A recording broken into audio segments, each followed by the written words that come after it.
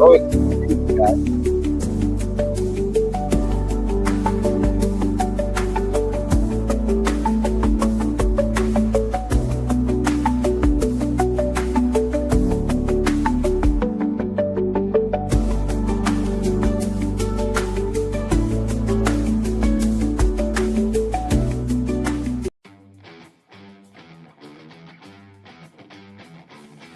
It's time for the LowcoSports Lowdown. Here are your hosts, Justin Jarrett, Wes Kerr, and Max Araj. Hey, the gang's all here, and the countdown is back. You may have noticed there's some glitches in the StreamYard auto intro, outro video thing. You might have seen little prescient glimpses of who was going to be on your screen after the intro in the last few episodes. So we're back to the old way. We're doing it manually. Yeah. Also, I love the elevator music. Yeah, new music on the countdown. I don't know where that came from. Yeah. We had it on the St. Chuck Rewind the other day, but you weren't there. Yeah, that's right. I skipped that one. Cool hat indeed. Yeah, we got some nice new lids. The Canes softball opens the season sort of tomorrow with the scrimmage at Hurricane Alley against Whale Branch at 6. So come on out, y'all. Free admission. And honestly, if you want to come to some games in the Ville this year, I got to tell you, I think we got the best deal going on high school sports. $40 get you a family pass. Unlimited number of people in that family pass for all spring sports. We have 44 home events. Nice. $30 for an individual pass or senior citizen family pass. So a couple in Margaritaville or Sun City can pick up $30 season tickets and $20 for students. So that's still going. High school sports. In fact, I love it. You pick up that family pass, you got a big enough family, you might save money on just one game. Yeah, I'm excited. I'm excited for some Diamond Cane softball come Friday. It's going to be really great. I don't live. Carlo has suggested me for Hardyville mayor. I don't live within the town limits yet, but I'm excited. I'll be 47 on Saturday. It's only 8 more years to Margaritaville eligibility. So, oh God, don't say say never. that. That's terrible. I would say I'm very excited for some Diamond Canes softball. I'm excited for Diamond Canes baseball to start on. I'm ready for Monday. some high school spring sports that are getting going because baby. we saw the end. We saw the end of winter last night. Unfortunately. Indeed, the end of high school winter sports came for us last night. We were busy at the Cove, but Hampton County, they had the lead most of the game and let it slip away at the end. Ended up in overtime and lost 59-54, I believe, in overtime to Andrew Jackson. Hard-fought game. Great season for the Canes. It was great to have Coach James and Andre Williams on. And Andre made a tremendous Facebook post last night or this morning. I saw it this morning. Just gosh, I mean, he's the kind of senior leader that you want to have in your program. Said all the right things in his post and gassed up his guys for next year. It was pretty cool. So no, it was fun talking to those guys the other night. I'm sad that they don't get to go to Florence, but alas, it was a heartbreaking night of hoops in general last night. Oh. It was tough. We almost had a very iconic moment on the women's side. It wasn't meant to be. Just didn't bounce our way. Then the guys' game, it was closer than the score would indicate. I agree with that. But I mean, yeah, just could never get over the hump. They just ran into a red hot shooter on the other team that could not miss. Adderton was unreal. He was unreal. They couldn't catch a break. I mean, honestly, every time USCB came back and made it a single-digit game, Columbus State just found a way to pull away and keep pulling away every time. USCB, I mean, they just couldn't catch a break, and it was unfortunate. But I'm not worried. This team's obviously a very good team in Columbus State, number 1 team in the Peach Belt Conference, and it definitely showed last night. I mean, they got a really solid all-around team, but so do we, and it gives me a lot of hope going into Saturday's game against Augusta that we can get that win and potentially a playoff round 1 game at home. Yep. A win would assure that. A loss, and then Wes can tell us later when he's in front of his computer all the various scenarios if USC loses on Saturday. I think know he's got it all our figured biggest out. issue right now is no longer Lander; it's Flagler. Flagler. Yeah. You know, and they've been pretty good, and it's a little worrisome. But I have faith in this team. I have faith in this USCB team to get the job done on Saturday. Yeah, and as much as I want them to be at home, though, like I feel like there's no way Flagler's beaten them 3 times this year, right? Like I feel like they're gonna. I don't know. I feel like they're that's gonna have a better one of those games. Like if they play them a third time, one of them's got to be like third time's a charm. You know, I have a feeling it's like one of those situations where like the third time they're gonna get the better of them. You know, the other thing last night, I texted with Coach Fidala a little bit after the game last night, and I was like, "Hey, man, my post game interview sucked last night. I didn't have good questions queued up. He was like, no, it's fine. I was like, it just felt awkward to me. But I said the vibes were just kind of off tonight. And he said, yeah, vibe was weird in the gym. He said he was frustrated because he really wants to be as good as they can be right now. You know, he's impatient. And I said, nah, man, like pump the brakes. Like everything's good. Everything's really good. You're doing a hell of a job and we hope you stay forever. But I was trying to put my finger on why they just couldn't quite capture the juice for long enough last night. And then I was like, Kyle Pulse. That's why Kyle Pulse was in the street. And he's that guy that when you need somebody to get a steal or hit a three or just slap the floor on defense and fire him up, like he's that guy. And I think they missed him last night. Yeah, I mean, we got to see Ariel. I'm trying to think of how to pronounce his last name, but Ariel, yeah, he got the start. Yeah. I mean, good to see him in the lineup, but certainly you saw the effects of how this team misses a guy like Kyle Post, who can do so many different things out there, as you mentioned, and be that glue guy and so much more for this team. You know, even with how deep this team is, you see the presence of one of those key guys when they're not there and how much that makes a difference. So health is very important with this team. You hope to have him back for Saturday, which obviously is an enormous game. In my opinion, the biggest game they've ever had in program history. I think you'd have to say so. The highest stakes, certainly. The highest stakes, sure. Yeah.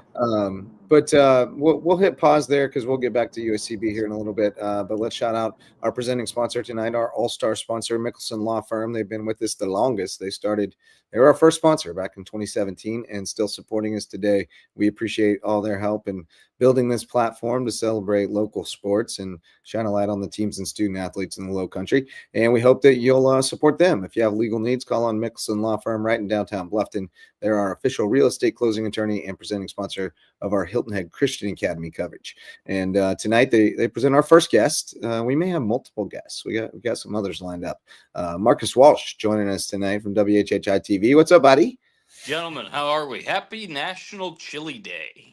Oh, really? Is it really? Yeah. Chili Day. We didn't have any chili. I knew it was National Polar Bear Day. Apparently, it's National.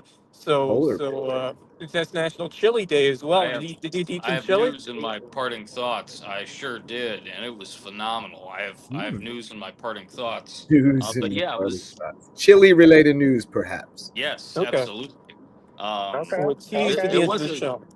It was a tough night. Certainly last night with Lowco hoops for sure.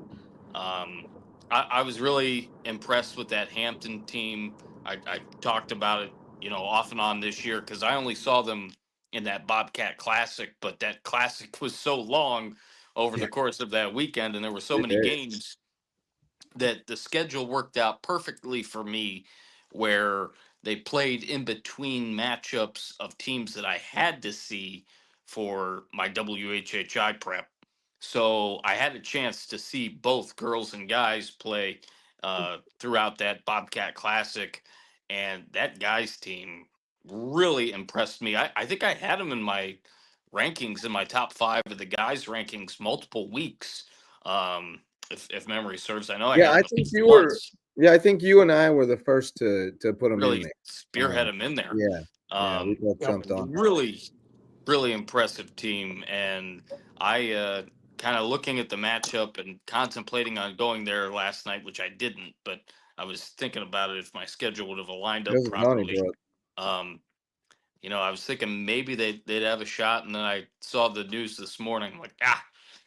Yeah, But I think they were all up in 8 all, at halftime, and I think they were up about 7 with like 4 or 5 minutes left, and Oh, just couldn't quite close it yeah, out. I Had just, AJ ramped up the pressure, and they turned it over a couple of times yeah, there. that happens. That happens. High school basketball. Yeah, keep control of the ball late. I've seen that happen before. Yeah. all in all, a Oh, great many season times. for them for sure, and just a really really strong season. I thought for obviously a lot of girls and guys teams within the Loco, and especially as we like to call it, kind of a WHHA, the a WHHI, the hyper Loco, with the Yeah. fact that we Yeah, because Right. we saw don't we don't go all the SCISA, way and up then to it was Charleston. Yeah. 7-4A, And this is a different 6-4A. Hampton County team, different Hampton County team than the one you saw at the Bobcat Classic. I mean, they were on Yes, another level at this point now than they were in December. They grew a lot as a team. And we Oh talked yeah. about the interview or a couple days ago where they had to get their basketball legs after coming back from football season, and right. I thought they did a good job of really grinding midway through, and we saw that pay off in region play. And unfortunately, you got to play a full. Got to play a full 32 minutes in the playoffs, or else you're going home. That's right. That's But a tough. And I kind of noticed, I don't know if it was just one of those years or maybe we've seen it before too, but our teams that we cover and our teams that we follow pretty closely, to say the least, they had great regular seasons and they put up some really good efforts in the playoffs. But again, they go down and they go down early. I do know that the competition is fierce in other parts of the state. That yeah, certainly has something to say for it. Um, Another thing too, just with certain teams having matchups against a team, for a second time or a third time, that may prove to wreck some fates a little bit. But it was kind of tough again with basketball, much like with football for certainly the last couple of years, where teams go down early. Um, it's kind of an interesting paradigm shift, if you will, once you start getting those teams from all over the state, whether it's upper state or other lower state teams involved.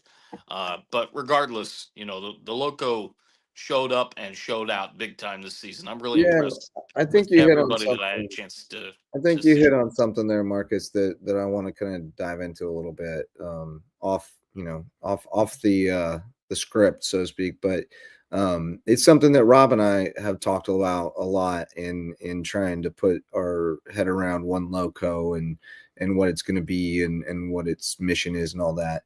And that's a big part of it, is that paradigm shift that you mentioned.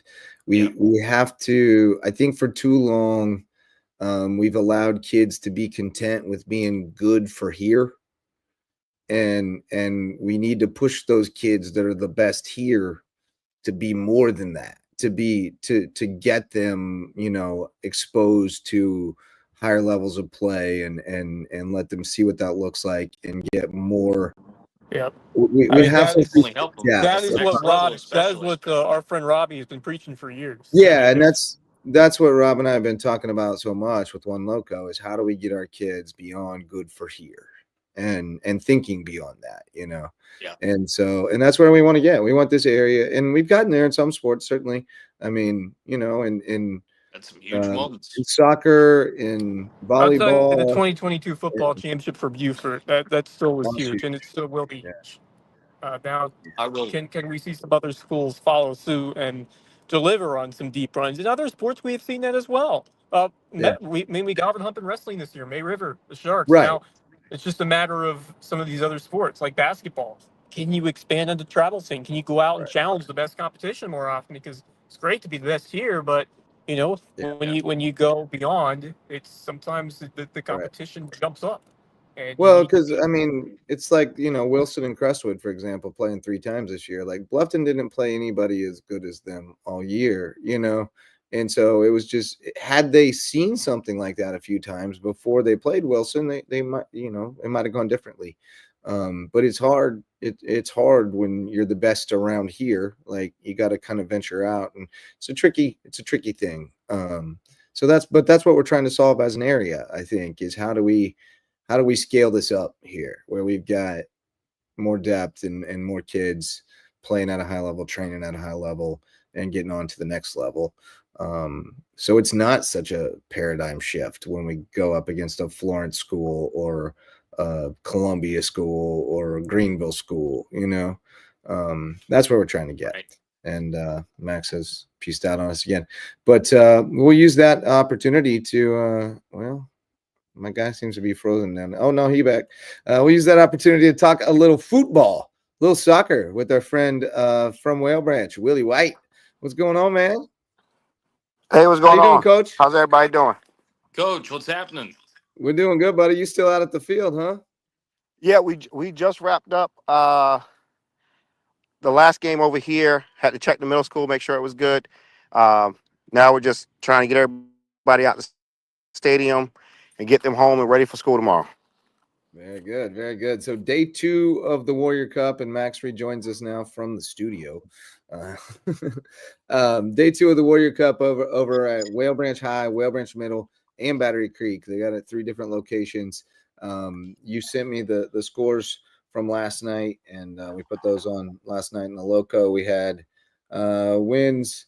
Let's see, on the boys' side, Colleton County being Whale Branch 5-3. Battery Creek, Hilton Christian over Beaufort 3-0. Palmetto Scholars 4-1 over Hampton County, and Battery Creek 1-0 over Bridges. Interesting. I didn't see that one in there. Oh yeah, there were a couple other scores I didn't even get recorded in here yet from last night. Yeah, Battery Creek 1-0 over Bridges, and Whale Branch played Baptist Hill to a 2-2 tie. You guys played twice last night? Or was that your girls? I think he's gone. Oh, Willie has gremlined. I wasn't even looking at the screen. Yeah, Willie has gremlined. But those were the scores from last night. Hopefully he'll get back in here and rejoin us with some scores from tonight. And there he is. Willie got gremlined. You got gremlin, buddy. He's back. What's going on? It's the Seabrook Wi-Fi. There you go. I'm a rough. big proponent for rural broadband, and I think our state's got to do something about it because, man, you get out in these country schools and it's rough. But Whale Branch concessions, really good. The Whale Branch Wi-Fi, not so much. Not so good. But, Coach, did your boys play 2 games last night? They did. So we had a team that had some transportation issues, and so we just filled in that spot because I don't like teams coming, traveling this way and not being able to get a game in because we got teams coming from all over, Timberland, Baptist Hill, Charleston Math and Science, Hilton Head Christian. So we've got a pretty good sampling of schools coming from all over. Very good. Yeah, I just read the scores from last night, and I'll add Whale Branch and Baptist Hill a 2-2 tie. Had some good matchups tonight. You got any scores for us? I do. We've got let me get my trusty notes here. Creek Girls won. All right. Beaufort High Boys won. Charleston. I'm waiting for the Charleston Math and Science scores. Baptist Hill lost to Colleton County. All right. Palmetto Scholars beat Whale Branch. And I haven't gotten word back from the Battery Creek site. All right. Gotcha. All right. Beaufort boys. All right. Cool. So soccer going on through Friday out there? Is that the case? Through Saturday. Through Saturday? You got championship games through on Saturday? All right. We got a full slate on Saturday. We're starting at 9, and our last game is scheduled to start at 6. Oh, that's right. I see here now. So yeah, you finish up the pool play on Saturday morning, and then you'll have the placement games, I guess you'd call it, at 2, 4, and 6. So yeah, should be great. And all those games on Saturday afternoon being played at the high school, right? At Whale Branch? Yes. Everything's about Well Branch High School. Very good. How the Warriors looking this year? Well, it's an interesting year for us. It's the first time since I've been here that we're going to have a co-ed team. So we've Okay. got 2 little firecracker girls that's with the guys. It's going to be interesting. We've got a couple of football guys that's giving soccer a try. Slides is out here. Davon Edmonds, Joseph Darby, another football guy. Christian Vasquez, another football guy. Sime Julian, another football guy. So they're out here trying to cap their senior year off with a bang. And the underclassmen doing something to stay in shape for their primary sports. We got a couple of really good players. Alejandro Ortega, Miguel Ruiz are some good guys that's coming back from last year's team. So we're expecting a fairly decent season. We're trying to, at very least, replicate what we did last year, making it to the second round of playoffs, and hopefully going beyond. Right on, man. Well, you guys had a solid wrestling season over there this year. Your son had a good run as well. So we're big fans of the Warriors. Got Coach Reed bringing the softball girls over to the Ville tomorrow to scrimmage us. So looking forward to that. So that should be fun. Yeah, you got a scouting report for me? What's Coach Reed got over there? Well, he's got Jay Jones is one of his better pitchers. Celeste Edwards is a returner last year. Middle infielder, can play some center field. Has a decent bat, but they're real young. Well, we're awfully young too. We don't have any seniors, and we only got a handful of juniors. We got a lot of freshmen and sophomores. So, and hardly anybody's played the game. The handful who have, we got a handful who have, but most have not. So, it'll be interesting. I'm looking forward to it tomorrow. Coach Reed's a good friend, and look forward to seeing him and letting our girls, play against each other, against somebody else, and let the iron sharpen the iron. Should be fun. We'll play again at the end of the season too, so we'll get to see how much we've grown at the end. That'll be great. But we appreciate you, Coach. I know you're working late tonight and got to be up early for school, so we'll let you get going. But we'll check in with you. We might try to check in with you again tomorrow night to see how things are going over there. All right, appreciate you guys. Y'all take care. All right, take care, brother. Be well. Coach Willie White joining us from Whale Branch, wrapping up the Warrior Cup Day 2 over there, and we'll get all the scores together for you tomorrow on Last Night in the Lowco. Actually, no, we won't. It's Friday. No Last Night in the Lowco. But we'll get them out there somehow, some way, and we'll definitely let you know about them tomorrow night on the LowcoSports Lowdown. Speaking of which, first let's shout out some sponsors. We got a couple one returning and one new Lowco Booster Club sponsor. We got Hudson Seafood House on the docks, back for another year. Great place for seafood sunsets and cocktails on Hilton Head Island. And presenting sponsor of Under the Bus. New episode aired Tuesday night, and it's out there on the Lowco Media Network if you want to check it out. It does include some language. I will warn you, Curry was letting them rip. Curry let him have it the other day. Curry does that from time to time. He's past caring about what anybody thinks about his language, I guess. And our newest sponsor, our newest Lowco Booster Club member, thanks to Maxie over there, Hilton Head Furniture jumping on board. Great place to get great handmade furniture made in the USA, not the stuff that you get from the box stores and the chain stores, but quality stuff. So if you're looking to upgrade the furniture in your humble abode, get over to Hilton Head Furniture. Check out our friends, new Lowco Booster Club members. So with that, we do need to be in the habit of reading all the scores. And we got a bunch from last night when we were not on. So I'll do that. College women's basketball, Columbus State beat at USCB 78-77. Probably the best game we've seen Sharon Versup's team play, I think. I mean, just a tremendous effort from them against a really good team, second in the conference. And Tanaya Bowman very nearly drained the winner at the end. I mean, yeah, just a little bit more or a little bit less on it, and it would have been a game winner. But tough one there. And then the men lost 83-72. We've dissected that a little bit, but we'll probably get into it more as the show wears on, I'm sure, and we run out of things to talk about. Softball, USCB took 2 L's. The win streak ends. UNC Pembroke beats them 14-6 and 13-5. Had a weird feeling. North Carolina. Pembroke's tough. They've been tough. Yeah. That's quality D2 program. Yeah, despite the But record. they also were going to lose one at some point, and then you'd rather non-conference. I think it's a good thing for them to lose heading into their series against Landers starting tomorrow. Yeah, I don't know that you want to be riding like a 12-game win streak going into that. That's tough. The high school basketball season ended last night with Andrew Jackson beating Hampton County 59-54 in overtime. As we mentioned, we can neither confirm nor deny whether one time went to work today, as Blake Rayleigh reminded me, because we didn't put eyes on him on the Hardyville campus. He might have been working in Ridgeland, or he might have just been sitting this one out. Yeah. Hampton took the L. We're not sure. He might have been sick today.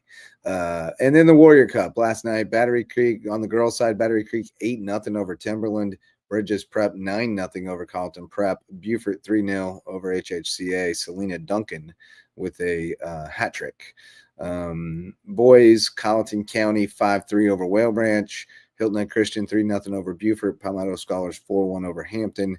Battery Creek 1-0 over Bridges, which is interesting. Bridges is usually pretty good. Battery Creek might be solid. And then 2-2 tie for Whale Branch and Baptist Hill. And then tonight, I only have one score I've tracked down thus far, and that is, it was a Donnybrook. Bo Gwynn told me about it. Girls lacrosse, May River outduels Bluffton 14-13 in overtime. Unfortunately, Bo did not join us tonight and did not have highlights. So I told him massive disappointment. Impressive win from here because that Bluffton team has been really good in the recent past. I do know that one of their better coaches left, but that program's still been pretty good. So nice win for the Sharks, and good to see a tight game between two of our girls lacrosse teams. Hilton Head is at Bishop England, which should have been good. Also, are these games counted? Like, are these region games off the bat? Because I know lacrosse has it where you play like one big region. Yeah, it's not really a region per se. It's a conference game. Yeah, but these games are like countable. They use RPI. These games matter. Yeah, they matter very much. Yep. They get right into it. They don't waste any time. Yep. I just found out a few short hours ago that Lisa Richardson's daughter Grace is on the Bluffton lacrosse team, so they were planning on going out to that match this evening. Well, Jackson, we got the score for that one. It's the other ones we don't have. Yeah, we're still looking for Hilton Island, Hilton High, and I'm about to get a May River Bluffton boys score. Oh, skunked them, 20-0. Ooh, that's called swinging the hammer. That is called swinging the hammer. Yeah, sometimes you're the hammer, sometimes you're the nail. I do not know the answer to your question, Alex Hagan, Hulk Hagan. Also, the North-South All-Star Wrestling will be streamed on Flow or an FHS. I don't know. I would bet Powell knows. Powell would be my source for that. I do know as well. Andrew Jackson. Yes. I love Andrew Jackson. Yes. True. I can also tell you that it's not until next week, the SCISA All-Star basketball game. That's the 7th, so that's next weekend. So wait, no, that's I'm looking at 2026. Whoops. 2020. I hope our friend Rip and Neil Minton stream that one with their commentary. Because wait, let me check. It is on Saturday. It is on Saturday. Yeah, the North-South SCISA basketball All-Star game. Yep. Wonder who we have represented in that game. I would bet a good number of people. Yeah, I would think so. They put together a bunch of teams, it seems like, for those things. Like they make it like a whole day. Is it like the NBA where they have like 4 teams in the? Yeah, sort of like. I think they split up the classifications and then maybe do a underclassmen game too. Like Cool. They got a lot of stuff going on with it. Okay. It's kind of a cool event. It seems like. Yeah. I haven't been to it, but it seems like it's kind of cool. Yeah. Oh, there's one. Battery Creek boys soccer beat Hampton County 3-1, and the girls beat Carlton Prep 5-0. So Battery Creek's 2-0 in soccer. Yeah. Good. I don't know if these games count either. They're like, I've never understood whether soccer tournament games count toward the record or not. Same with volleyball. I can't. You can ask 10 soccer coaches and get 5 say one and 5 say the other. Yeah. So I don't know. Wild. Yeah, I don't know what it means.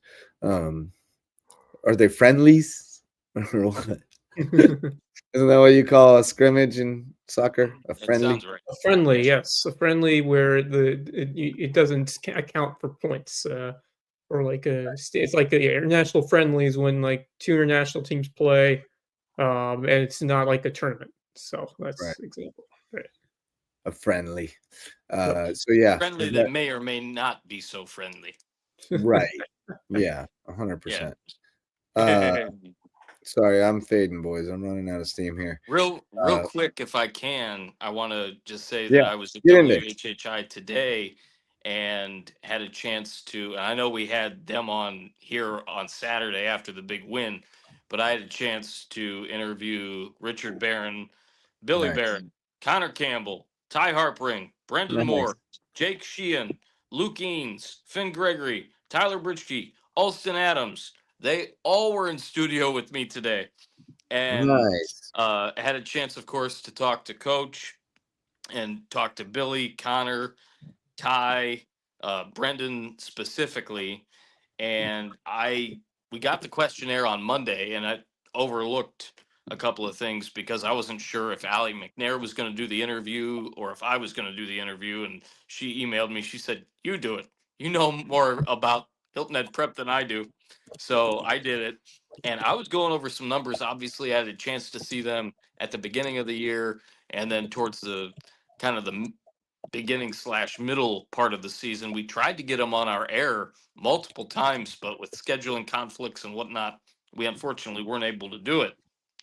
But Billy and Connor, all 3 team on all 3 teams, the all tournament team, Ty, Brendan, and Connor were all region.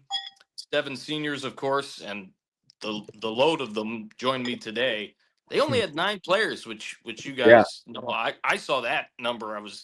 I looked at Coach. I said, really? I mean, there are a couple times they me. only had 7 or maybe 6. I mean, Yeah. for a little while, their Ian was away, and like I remember seeing them a couple times where they only had like 7 dudes. And to play the way they play Wild. with that little depth was unreal to me. Unreal.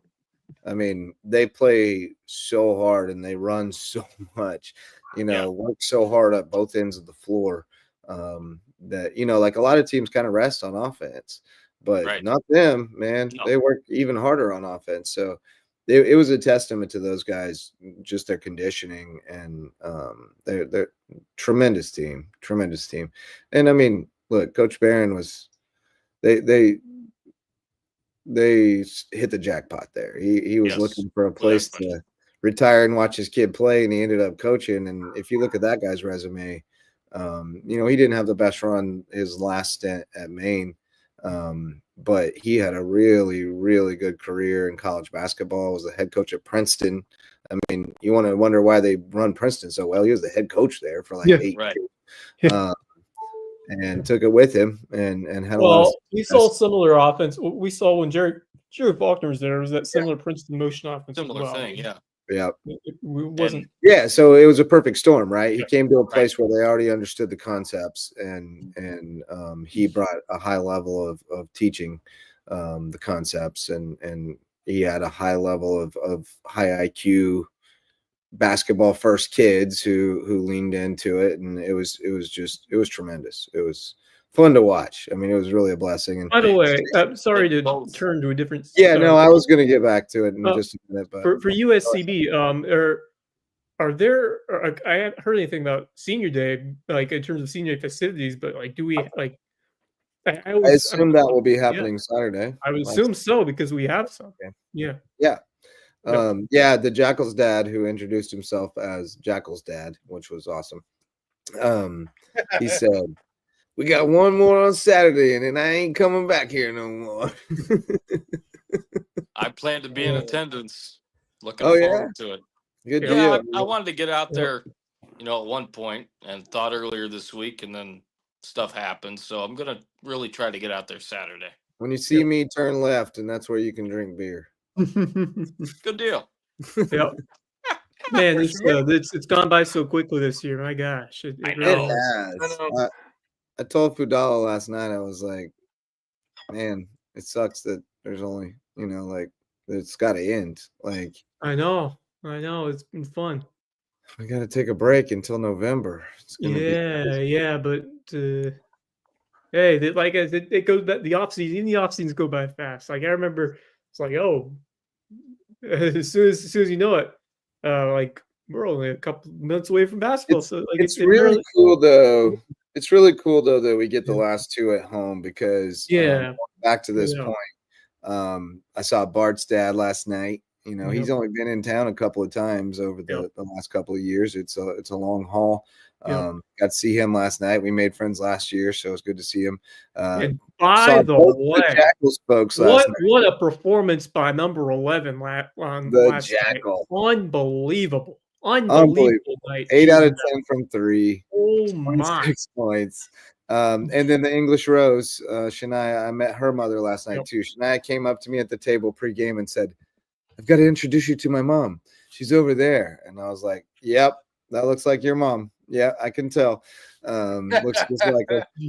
But I got to talk to her after the game, and she loves the English Rose as a nickname. So that made that's terrific. That's a perfect nickname. That's fantastic. Yeah, I've really enjoyed watching those girls play, and I wish we had gotten to see Sheridan play more because she's such a talented shooter and really changes the game for them. But it's been fun to watch her and get to know her, and we're gonna miss those girls for sure. But man, this women's team, we talk about the men a lot for good reason because of where they are in the conference and the fact that they've flirted with the top 25 and stuff, and the women have not been quite on that competitive level. But the women's team has grown tremendously this year. I mean, the growth we've seen in them just over the last month or so has been remarkable. And the way they played last night was phenomenal. They had a great game plan. They knew how they wanted to attack that trap from Columbus State. They let Tanaya Bowman get out and just track meet them. And she was tremendous. Her stat line lied because she had like 9 points and 5 assists, but she played so much bigger than that. And it was her penetration that they couldn't handle that kept setting up Jackal for open threes because they had to collapse on her because there was nothing they could do. She is so good. She's grown the most this year. And, when you think about their point guard situation going into the season and how dire it was, and now you think about going into the next season, Primo's off crutches. She's walking again. Bowman has developed into a phenomenal point guard. And then you got Courtney Campbell coming across the bridge. So it looks like by the way, I ran to Courtney at the game yesterday. Yeah, saw the whole family was there. Yep, fantastic to see. I think she's going to contribute right away for that team. I'm so pumped for year 3. Even though year 2 still isn't over yet. I said this at the end of last year, but year 2 is going to be exciting. It has been, especially for the guys that year 3. If everything goes right this summer, and we'll be full members of the Peach Belt, year 3. Watch out. It's going to be. Kevin's already nicknamed her Hot Soup. Yep. I like it. I like it. That might be my 3-point call for her. Yes. That makes me think it's a completely different sport, completely different level. But that makes me think to what Hayden Gregory said at the beginning of this football season that just ended, a couple of months back when we were talking about what Bluffton was looking to do when I was talking to him on media day. And I said, "Is this year 3 for you already?" He said, "Yeah." And he said, "You learn what you can do most with your team." I'm paraphrasing a little bit, but you learn most what you can do with your team in year 3. And I think that can apply in any sport So yeah, next year is definitely going to be big, and with Courtney Campbell going to the USCB ladies, it's going to be huge for them for sure, without question. Speaking of Courtney Campbell, I'm going to assume she's on this list. I do have the North-South All-Star Basketball Roosters, thanks to cross boys and girls coach, I should say, Doc Archibald. He came through. He heard us talking about it, and he came through. Let's see, boys 4A, well represented. You've got Daniel Godson from JP2, Ethan Foster from Hilton Head Christian. See, he's a sophomore, so they do all classifications. It's weird. Wow. Nikolai Atkinson, who from JP2. Girls 4A, Lauren Majorkowitz and Lily Termini from JP2. Girls 3A, Courtney Campbell, Lillian Lucas from Patrick Henry, Ann Hatcher White from Colleton Prep, Lainey Futch from Patrick Henry, Ava Murray from Colleton Prep. So well represented there. Let's see. Did I skip the boys 3A? Yeah, boys 3A, Ty Harpring, Billy Barron, Mateo Castillo from Colleton Prep, who can really fill it up. Roland Croft from Patrick Henry, Brendan Moore from Hilton Head Prep. That's all of them.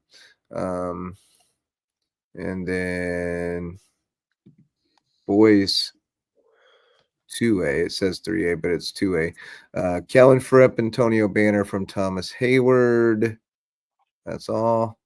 Girls 2A, Ryan Mayers from Cross, Lexanne Maldonado from Cross, Genesis Wilson from Cross, Sydney Hollings from Cross.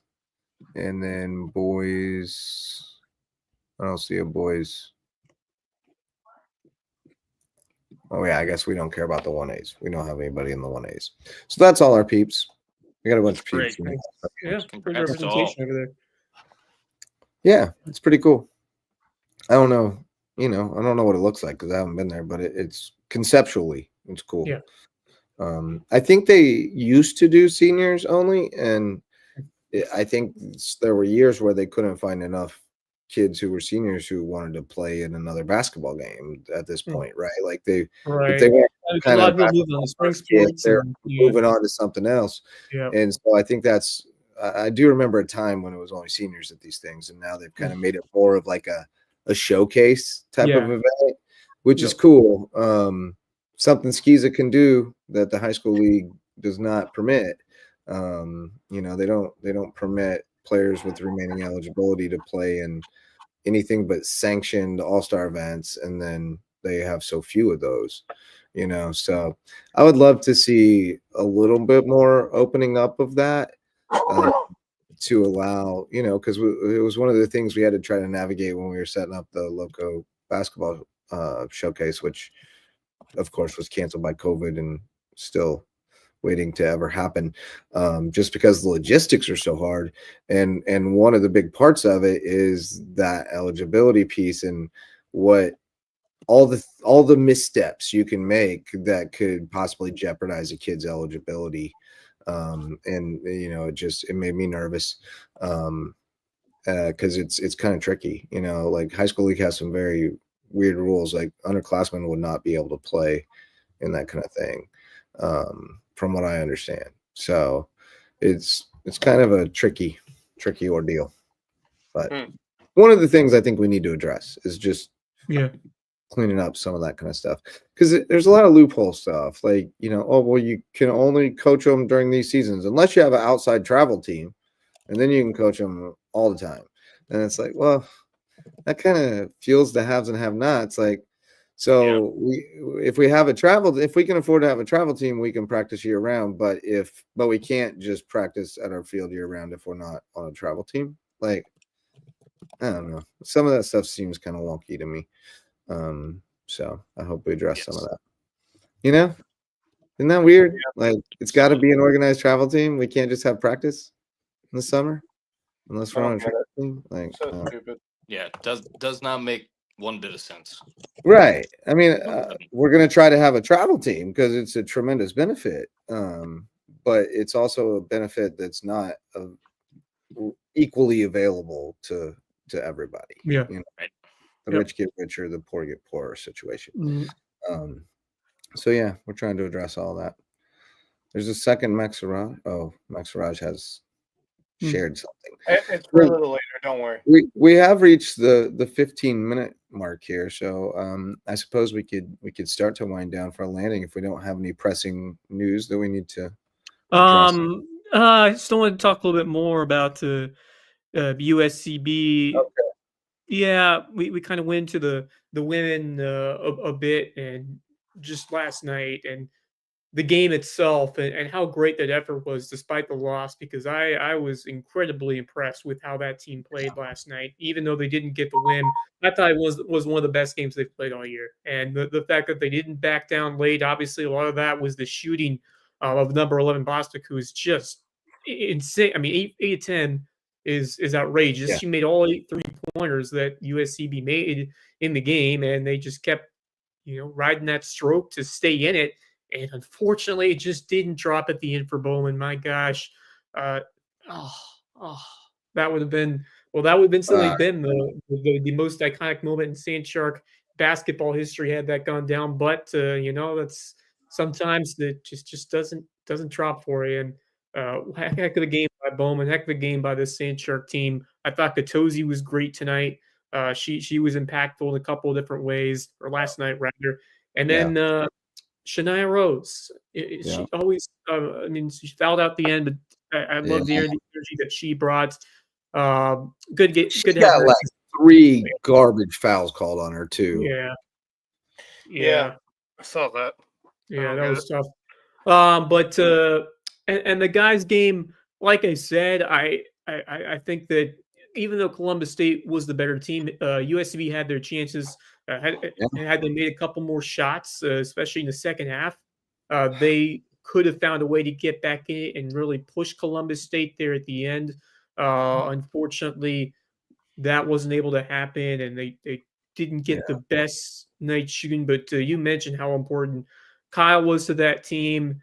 Just the little impact plays that he made was so important. But my goodness, Columbus State shooting over 50% from 3 in the first half. That was, that was important for them to build that lead. And it's hard to come back from a big deficit, even though USCB is great and at sustaining games and rallying from behind. When they got it to 5 with 8 minutes left, they kept it I very thought they were close. going to win.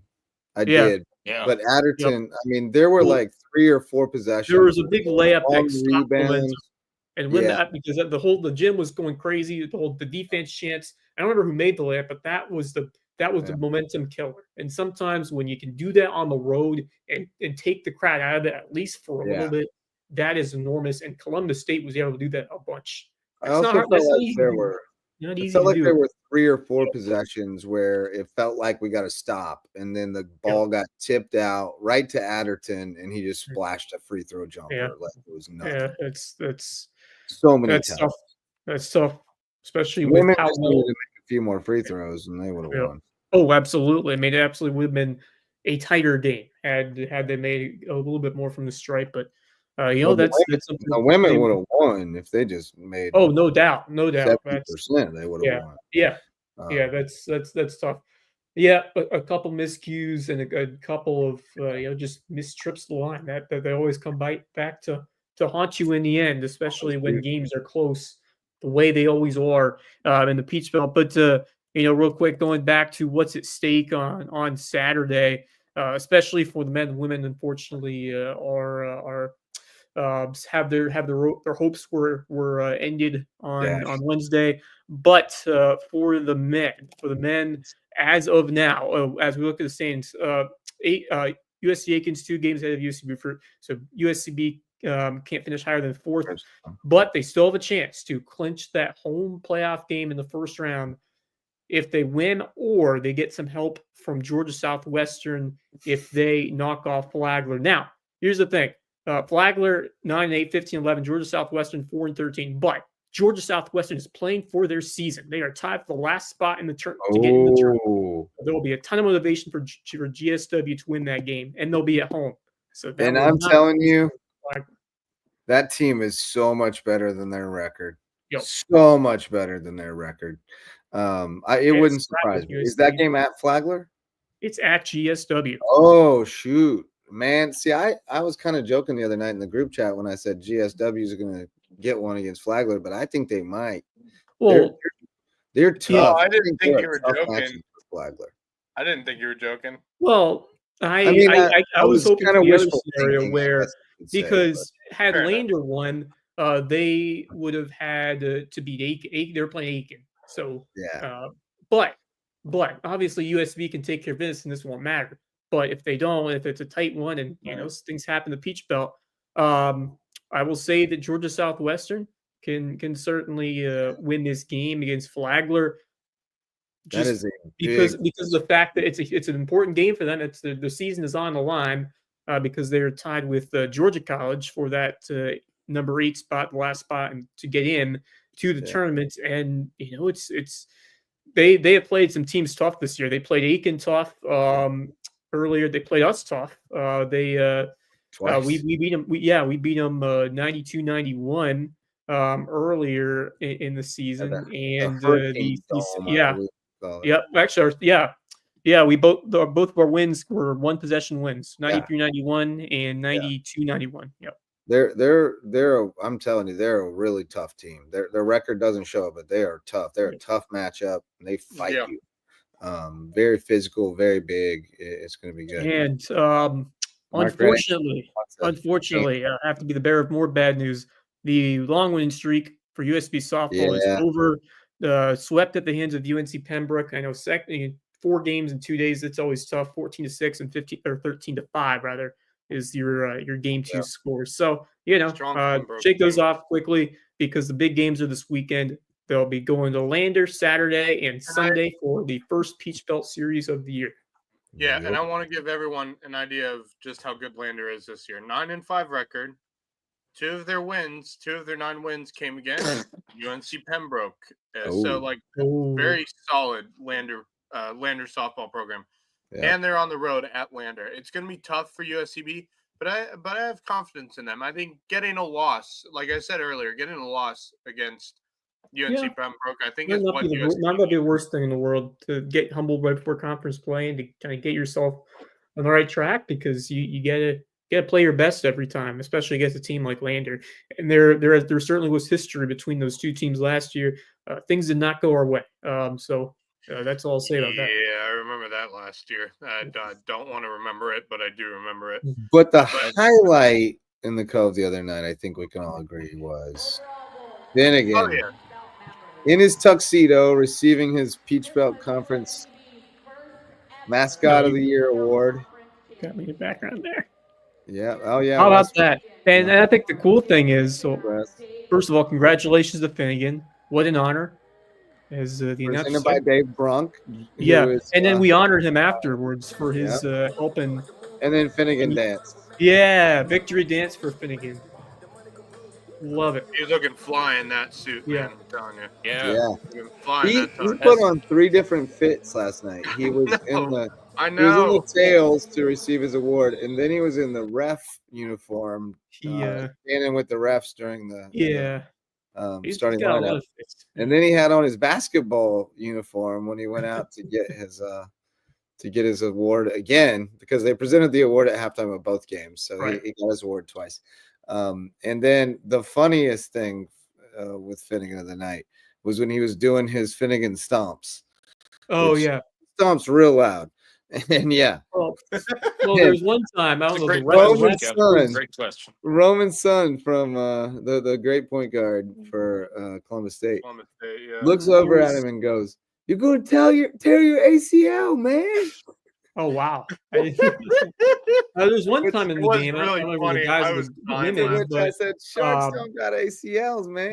The officials asked Finnegan to move away from the end line because he was laying down and posing and talking on his Zach Morris phone under the basket, and they told him he couldn't be in the lane. He had to move outside the lane. Yeah, I love Finnegan. He was on top of his game last night. He was. He's What? even doing little ollies on the scooter now, which I can't believe he can even ride that scooter with those shoes and not biff. Dude, He does ollies honestly, now. He's legit. he is legit. That's why he's number If one. you haven't been to the best Cove, you're mascot. missing out. Take the kids to the Cove to see Finnegan. By the way, All that right. is technically our first USCB Peach Belt Conference That's championship. right. Technically, That's right. Conference speaking champ. as Finnegan winning mascot of the year. So how about that? Yeah, we could get him on the show, but he can't talk, so it would be You have to use hand gestures or a something. bit of an awkward interview, perhaps. But Yep. I have done it before. I did a Q&A. Didn't Finnegan join you in the broadcast at one point? Maybe. I know that I did a Q&A back when I worked at the Island Packet. Jeff Kidd and I came up with this stupid idea, and we did it. I did a Q&A with the Seahawk mascot. You guys know this. Kevin has interviewed mascots for football season. He interviewed the Battery Creek Dolphin. He interviewed the May River Shark, I believe. Yeah, he's a fan of that.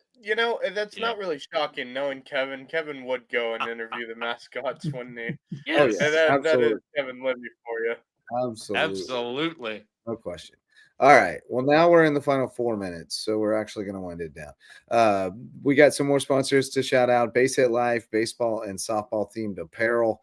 Go to basehitlife.com to live your best base hit life. Max? No, not wearing it tonight. Dr. Ambrose Cole, official chiropractor. Find him at Rooted Living Wellness in Bluffton, and he'll get you feeling right, mind, body, and spirit. Reverence Wrestling Club, our official wrestling sponsor and presenting sponsor of the Lowco Grind. Barefoot Floor Care of the Low Country, getting your floors so clean, your feet will thank you. And Jay's Barbershop, the place to be in Ridgeland, whether you need a haircut or not. Final thoughts, gentlemen. I know Max already has one queued up. Go ahead, Max. Go for it, Max. I got two. The first one is this one. I saw this coming across my social media feed this morning, and I just think these are really cool looking. Navy baseball. Take a look at those. You're all about Navy. You really like the Service Academy. That hat is dope, though. I want that hat. That's what I'm saying, man. Hold on. Just wait. Take a look at the helmets. Ooh. Okay. All right. Those are pretty cool. I had to. That's a pretty nice baseball doesn't do setup anything right for there. me. Yeah. The jersey ain't great. I mean, it's not terrible, but I like that patch on the sleeve, though. Ooh. Yeah, the patch on the sleeve's cool. Oh, look at those. Oh, never mind. That's not his hat. For a second, I thought they had skull and crossbones on the batting gloves. No. But that would be cool if they did. Anyway, I thought I'd share that with you guys. That and one other thing. We're a year out from this, but the 2026 World Baseball Classic is finalizing their teams. There are 2 spots left to qualify, but here are the teams so far that have basically qualified or automatically qualified. So Puerto Rico, the United States, obviously, Japan, again, kind of obvious, Venezuela, the Dominican Republic. Yeah, Venezuela's obvious. Cuba, Mexico, Australia, Canada, Italy, South Korea, the Netherlands, Panama, Great Britain. God, if Great Britain comes back with those stupid looking jerseys from last time, I'm going to lose it. The Czech Republic, Israel, Nicaragua, and then Chinese Taipei was the latest team to join with the qualified teams. Yeah. And there are 2 spots remaining, and I'm very intrigued to see where those 2 spots go to. I like when the World Baseball Classic was the odd numbered years because you have the World Cup, the Winter Olympics, but you got nothing. You don't have anything this year. So I like how they spread them out, and that they did that, but then COVID messed everything up. So it used to be on the 4-year rotation of like 2017, but then because of COVID, it screwed up the rotation. So I was wondering if we go back to that, but I guess not. That is fact. I will say I do love the World Baseball Classic. It is so I do too. Yeah, it's fun because especially the last one was the best. The final with Ohtani getting the winning strikeout of Trout. That was epic. And the one play that always comes to mind when I come to the World Baseball Classic is Adam Jones's catch at San Diego. That leaping catch at the fence to catch Manny Machado out and rob basically a home run off him was one of the coolest moments. And I had never heard Petco Park as loud as it was in that moment. I've never seen hasn't had that really stadium many get reasons so to loud be. until that day. Well, being hey, honest. Padres have had some good years. They've had some good years. They just never had a great year recently. But Yeah. all right. Is All right. is Adam Jones still playing in Japan? I think so. Let me check. I think so too. Anyway, that was an aside. Hey, it's what do you got, Wes? I have a good one tonight. It was a good night for me because my man 56 points for Steph Curry. How many? Wow. 56 points for Steph Curry tonight against the Orlando Magic. 12 of 19 from three-point range. He's still got it. He is Jimmy still let one him of shoot one. that many times? Revolutionized the game, and he's still getting it done. Stephen Curry with another tremendous performance, and what a career! As I said, revolutionized the way basketball is played with this three-point shot. Yeah, and it's hard. It's gonna be hard to find anyone like him in terms of his shooting prowess, and not just that, but his love for the game, his compete, and the way he takes himself as an individual, and his generosity, and just his humbleness. So, an all around amazing person, amazing individual. I'll tell you what, when basketball season is over, or when the basketball career is over, he's going to do something big in terms of just I don't think there's any doubt. humanitarian efforts. He's going to be a big spokesperson. Like he Davidson grad. I mean, not surprised. These guys who I've grown up with, or I've grown up in my college years with. They're great people. They're knowledgeable people, and they want to make a big difference. And Curry's going to do that right even after his basketball days are over. If he doesn't take like a front office role or a job with the team, he's going to do something. I would be surprised if he bought a team. He could. But he's already done some really interesting things. Like you said, a lot of humanitarian stuff. He's done some like entertainment stuff. He did the Holy Moly thing, the mini golf show, which was great. And company. Yeah, he's done a bunch of things that are just kind of outside the box and creative. And so I'm like you, when he has more time on his hands and can wrap his head around different things other than how to get open for three. I look forward to seeing what he does in his next chapter. It's going to be fun. Yeah, Marcus, you got a parting thought? I have a couple quick ones. One other note about Hilton Head Prep that was sent to me today. They went 14-1 after the start of the new year. Yeah, they did. Again, a really impressive. I think that loss to St. Andrews, if I recall correctly, that was a loss to St. Andrews after the new year, and Coach Barron said he thought that was one of their best games of the year because they played it with like 6 or 7 guys hung in. So yeah, no, they were phenomenal. I mean, some of that was lost by 12 in that game too. Right. They played really tough. So, I think some of that was just the way the schedule was. They knew that their second half of their schedule was pretty weak and that they were going to have to sharpen themselves early. And so they did. They played a really aggressive schedule early. They did. But then when they got into region play, there was nobody who could challenge them. So them and Cross were both kind of set up in the same way, where it was they knew their region wouldn't challenge them, so they went out and played a gauntlet early. And then hoped that would be enough to carry them if they saw somebody tough. But neither one of them was terribly challenged even in the playoffs. I mean, Cross had a couple scary moments in that championship game, but they took charge in the second half. And Hilton Head Prep, they wasn't scared. I mean, first quarter was competitive, but they know that every game starts 0-0, and you play low-scoring games, it's going to stay competitive for a period. And they know that they kill people in the second half. Right. Just kill. So I'll be talking some golf tomorrow because there are a couple of big golf tournaments coming up on the weekend. I was planning initially to possibly go out to Colleton River on Sunday afternoon, but I've decided not to do that. But Lisa Richardson will be out there to follow some stuff. So she's going to be posting some stuff.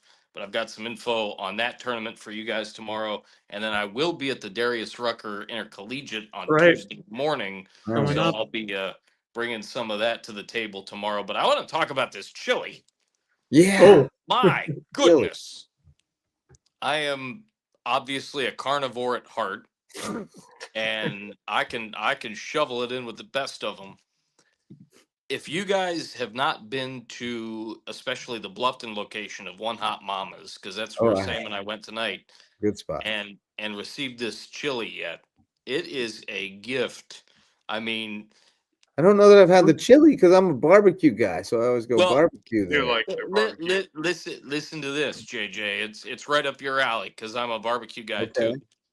Cornbread croutons, phenomenal. It's like they use the honey jalapeno croutons, but there's no jalapeno or honey jalapeno cornbread, but there's no jalapeno in it. It's just the base of the cornbread for the croutons. Yeah. This chili has like chunks of hamburger meat, of course, beans that were, and I'm finicky about my beans. These beans were cooked down perfectly, and then like stewed pulled pork that's cooked down low and super slow. And then I mentioned the hamburger meat, and it's got brisket, burnt ends, and other little bits of brisket in it. It's sweet, it's spicy, it's tangy. It's got a little bit of that smokiness, a lot of smokiness. It is so freaking good. My mom's been raving about it and talking about it for years. And tonight was the first time, and I didn't get the cup like my mom gets. I got a bowl. And it was freaking delicious. Give me a gallon to go. My mouth is watering just talking about it. Dude, you had me at cornbread croutons, but when you said burnt ends, you had my Kansas City I heart ever had burnt ends too in your hand. Those burnt ends are freaking off the hook. Burnt ends are the best, bro. Burnt ends are so good. I mean, I'm a flat guy. Brisket slices all day long, but man. Yeah, Mama Orchid, she's the real deal. She's phenomenal. She's the real damn deal. Absolutely phenomenal. We got to get them. We should clip this out and send it to Mama Orchid and say, you wanna get in as a sponsor? The waitress that we had tonight, she was like, you want the cup or the bowl? I'm like, I think I'll do the bowl. Before I said I'll do the bowl, she's like, do the bowl. You want the bowl, sir. You want the bowl, sir. It was worth it. Cup. Don't take this the wrong way, but you want the bowl, sir. Right. Yes.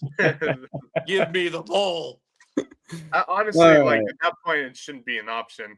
The cup or bowl? No, don't look at the cup. Just look at the bowl. Just I don't really fool with the cup. By the way, dribble. Yeah. No, that sounds so good. By the way, going back on Adam Jones, he actually retired. I didn't know that. I thought he was still playing baseball. So he retired back in 2023 on September 15th. Signed a one-day contract with the Baltimore Orioles to officially retire from baseball overall. So he played 2 seasons in Japan through 2021, I believe it was, and then they released him. Went around playing, and I think he had a couple minor league stints, and that didn't work out. So he decided to retire and, did a one-day deal with the Orioles. Sir, your heart appears to be a carnivore. Have this bowl of meat. That sounds good to me. Sounds good to me. He's a carnivore at heart. Shout out on this bowl of meat. We've mixed in some beans to help you pass it. Yeah. Oh, Lord. Sure. I did see one other score here, and it's an encouraging one. Hilton Head boys lacrosse. Let me double check and just make sure this is right. Boys lacrosse at home tonight against Bishop England, which is always a tough squad. Yeah. Seahawks win it 15-11. Nice. Wow. Good start for the Seahawks. There we go. Really good at lacrosse too. Yeah, I have a feeling Hilton Head's going to be really strong this year. And they have been the last couple of years, but England, then I would think so. Yeah. Because Bishop England usually has strong lacrosse programs. Yeah, they've been right next to have right to it in terms of a couple of tough playoff losses in the past, but I think this year could be even bigger for the Seahawks. So I'm gonna have to get some games coming up soon, and maybe we can have some of those players on as we get down the stretch here, because the lacrosse season goes pretty quickly. It wraps up for anyone else spring sports because they start earlier. So It it's gonna be goes a fun lacrosse season. Shout out to those Beaufort girls. What an overtime win. Yeah, nice one. Yeah. Hilton Head boys. I was gonna look at their roster real quick because I feel like they got. Oh, they don't have hardly anybody listed yet. I feel like they got a bunch of seniors that have been coming through. They do. Yeah. But I'm looking at the women. I'm looking at the girls. Yeah, they only have 3 guys listed on their max prep roster right now. So there is one more thing I wanted to mention, because this coming weekend will be the greatest rivalry in college baseball this weekend. Clemson taking on South Carolina starting on Friday. There we go. Do they still play the middle game at Florida Field in Greenville? Or is there a different location now? Yes. That's going to be game 2, and then game 3 will be in Columbia at Foundry Park. Nice. Awesome. Oh, best. Other than the one in November, which I would rather forget if I was a Clemson fan. It's thank you. Best most fun rivalry weekend of the year for in South Carolina. I mean, there's a reason they call it the greatest rivalry in college baseball. And it is. Yep. These two teams play once every year. There have been times these two teams have played in the World Series as well. So like this is a deadly rivalry, especially when both teams are ranked. Clemson's 13th in the country right now. South Carolina just sits right outside the top 25. So I have a feeling it's going to be a really good series between these two. And I'm very excited for it because I do love my Clemson baseball. Might catch a glimpse of Steel Bird. All right, boys. Well, we're going to bring this one in for a landing. Thanks to Marcus Walsh for riding along with us a good bit of tonight, as well as to Willie White for jumping in to tell us about the Warrior Cup up at Whale Branch. We'll check in with him again tomorrow night, I suspect, and possibly Saturday as well. So thank you, fellas. Thanks to all of our sponsors, especially the OGs, Mickelson Law Firm. If you'd like to join our roster of sponsors, get in touch, info@LowcoSports.com. Find us on the socials. Max would love to talk to you. He's in sales mode now. He's trying to bring in new sponsors. But yeah, we'd love to get you on board and let you help us support our kids and shine a light on our teams as student athletes repping the Lowco. But always fun, boys. Thanks to everyone who listened or watched. Thank you, Kevin Libby over there in the comments. Thank you, Tony Bagnulo, for sending along the Hilton Head lacrosse score. Thanks to everybody who's in our universe. We appreciate you, and we enjoy doing this for you. So we'll see you again tomorrow night. For Max Araj, Wes Kerr, and Marcus Walsh, I'm Justin Jarrett. Till next time, go Lowco. The Lowco Sports Lowdown podcast is a production of Lowco Media LLC and LowcoSports.com, an independent media outlet providing grassroots local sports coverage in the South Carolina Lowcountry. We are sustained by community support from sponsors and patrons like you. Get in the game with a monthly pledge of $1 or more at patreon.com/LowcoSports to keep us going and growing. Go Lowco.